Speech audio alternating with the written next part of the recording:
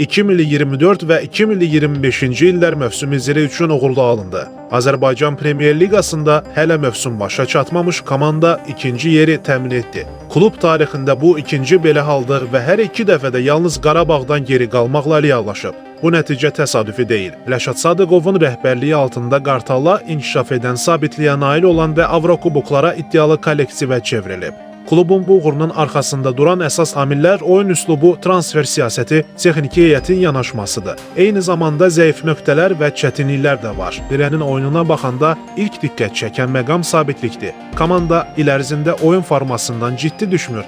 Zəifə də, güclü rəqibə də eyni ciddiyyətlə yanaşır. Bu isə texniki heyətin hazırlıq səviyyəsinin və komanda içindəki nizam-intizamın göstəricisidir. Sadıqovun əsas prinsiplərindən biri də budur, oyunun istənilən mərhələsində nə etdiyini bilən komanda formalaşdırmaq. Rəşad Sadıqov məşqçilikdə sürətli yol qət edib. Oyunçu kimi qazandığı liderlik xüsusiyyətlərini baş məşqçi kimi də sərgiləməyi bacarır. Bu baxımdan onun futbol düşüncəsinin formalaşmasında uzun illər birgə çalışdığı Qurban Qurbanovun təsiri də danılmazdı. Sadıqov bir növ müəlliminin oyun fəlsəfəsini öz baxış bucağı ilə birləşdirərək yeni nəsil məşqçi modelini yaradı. Topa nəzarət, kollektiv intizam və nəticəyə hesablanmış oyun modeli bu təsirin əsas elementlərindəndir. Zirədə bu keyfiyyətlər daha aydın görünür. Futbolçuların inamla şans alması, taktiki çemiklik və oyunun gedişinə müdaxilə bacarığı onun əsas üstünlüklərindəndir. Sadıqovun komandası sadəcə qapanan və bir xal üçün oynayan kollektiv deyil. Zirə hücum etməyi, risk almağı və nəticə üçün oynamağı da bacarır. Qartalar transfer məsələsində iddialı deyillər, amma məqsəd yönlüdürlər.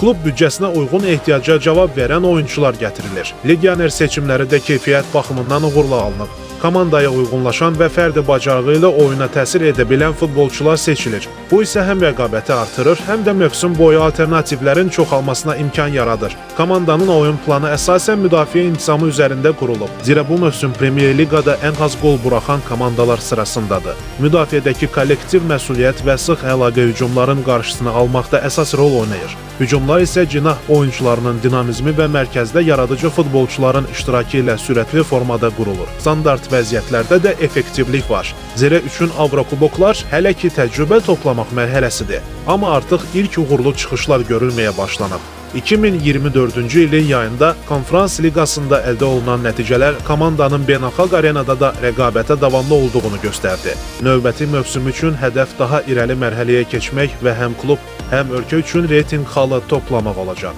Zirə bu mövsüm Azərbaycan futboluna səs-küylə deyil, oyunla danışmağın mümkün olduğunu bir daha göstərdi. Klubun nə böyük rəqəmlərə dayanan maliyyə gücü, nə də böyük adları var. Amma ardıcıl plan, düzgün rəhbərlik və məqsədli məşqçi yanaşması ilə uğur mümkündür. Zirə bunu sübut edir. Bu uğur hekayəsi hələ başlanğıcdadır. Davamının necə olacağını isə hamı səbirsizliklə gözləyir.